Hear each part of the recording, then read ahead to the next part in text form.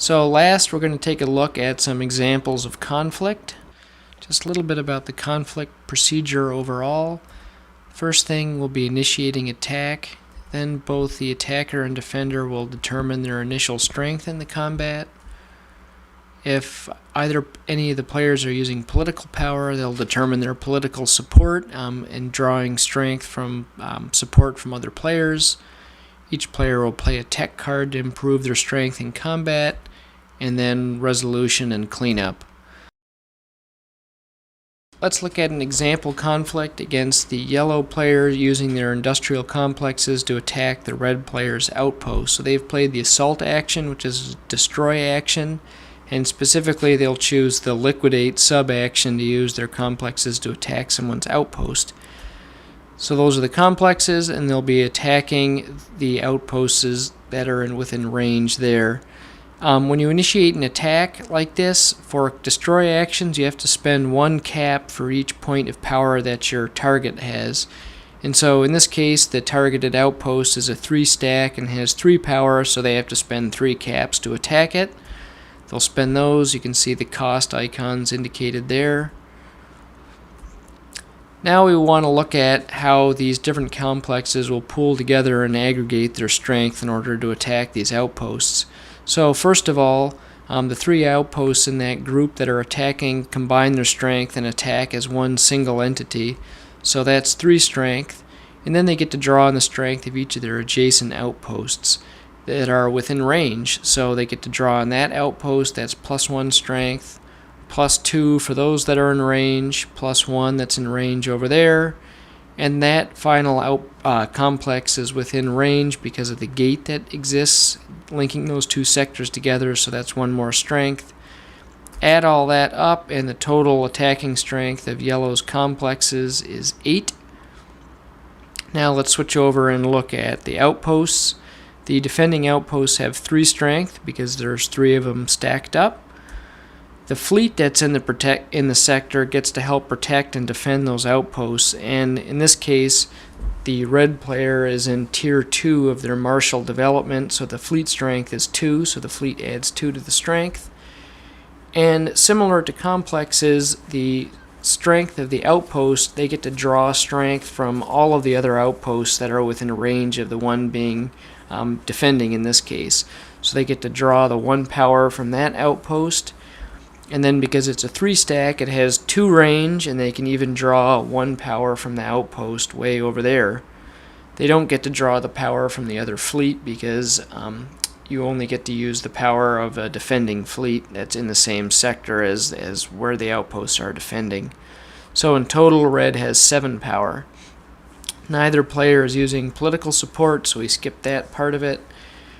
And then so lastly, the players will play a technology card, and so each player will select a technology card from their hand, and then they will simultaneously reveal those cards, and then they will add in the power that's relevant for whatever it is that they're using.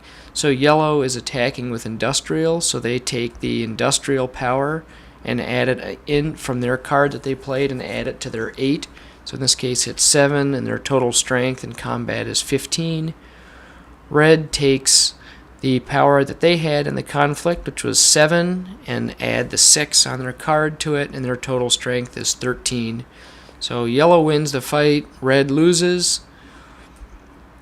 So with red losing, all of their complexes are destroyed because this was a destroy action, and their defending fleet that participated in the attack, or in the defense, is also destroyed and removed from the board.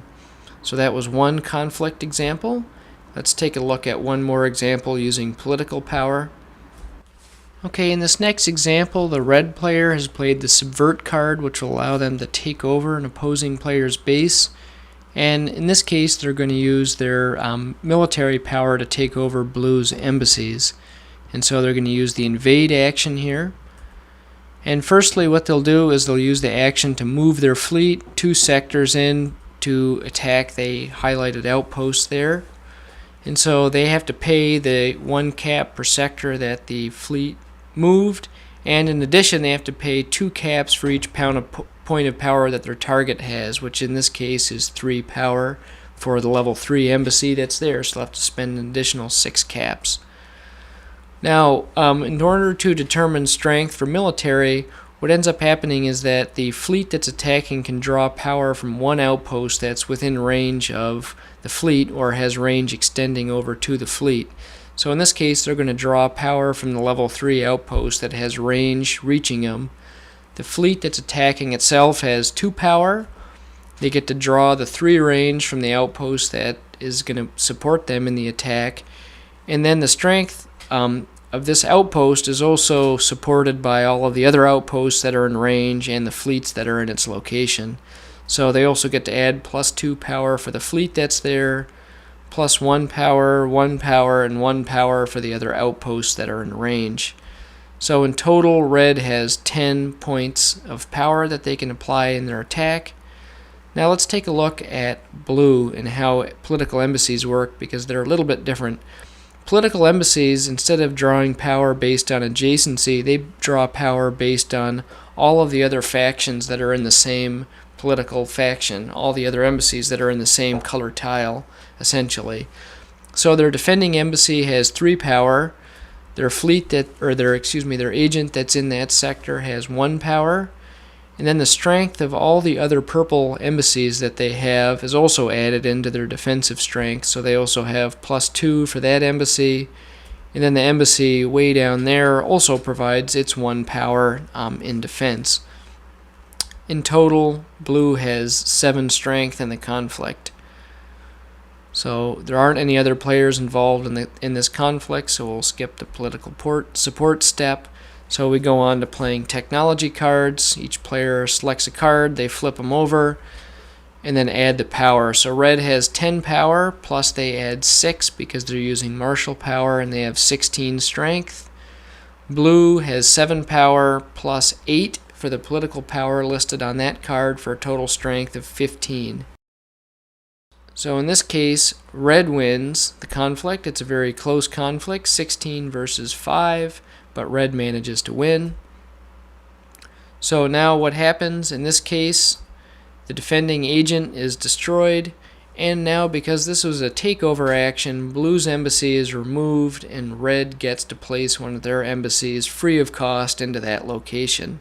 So the attack can be expensive, but if it succeeds, you get essentially a free build out of it and an opportunity to take over that location.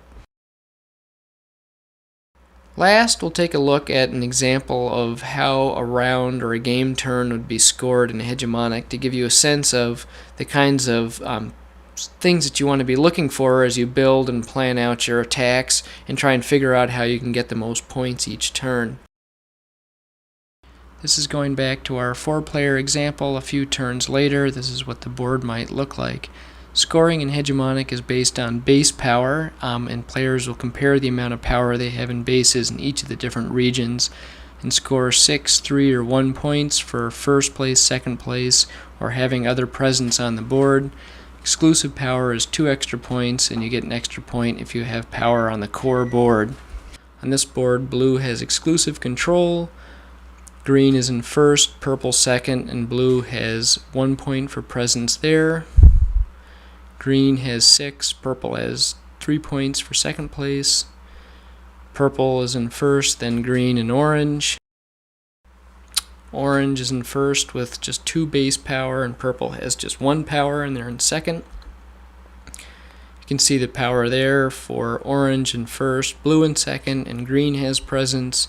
And then lastly, the core board with the extra +1 points for people that score in that board. And then there are the totals. So blue has 19, green has 18, purple has 16, and orange has 14. Great, thank you for watching the video. Hopefully this gave you a good overview of the game's gameplay and how all the different mechanics fit and work together. We would love to have your support for this Kickstarter campaign, so please consider pledging some money to help support getting Hegemonic published. Thank you again for your time, and take care.